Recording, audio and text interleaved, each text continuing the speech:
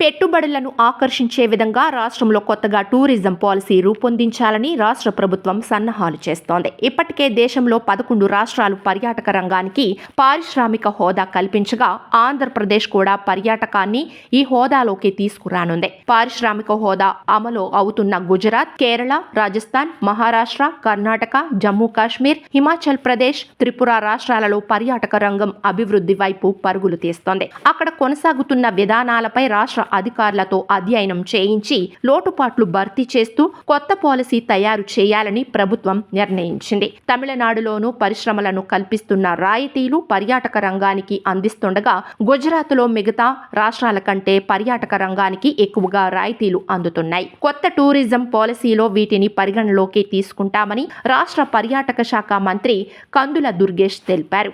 రాష్ట్రంలో చిన్న తరహా, మధ్య తరహా పరిశ్రమలకు అందిస్తున్న రాయితీలను కూడా పర్యాటక రంగానికి వర్తింపజేస్తామన్న సీఎం చంద్రబాబు ఇప్పటికే ప్రకటించిన నేపథ్యంలో కొత్తగా పెట్టుబడులు పెట్టేవారు పలు రాయితీలు పొందే అవకాశం ఉంది. ప్రస్తుతం భూమి, భవనాలు, యంత్రాల కోసం పెట్టిన పెట్టుబడిలో 20 లక్షల వరకు రాయితీ, అదే మహిళలైతే 30 లక్షల వరకు ప్రభుత్వం రాయితీ కల్పిస్తోంది. ఇంకా బ్యాంకు రుణాలపై 3% వడ్డీ రాయితీ కింద 5 ఏళ్లలో 25 లక్షల వరకు అందిస్తుండగా బీసీలు, మైనార్టీలకు 5 ఏళ్లలో 3% రాయితీ కింద 30 లక్షల వరకు చెల్లిస్తున్నారు.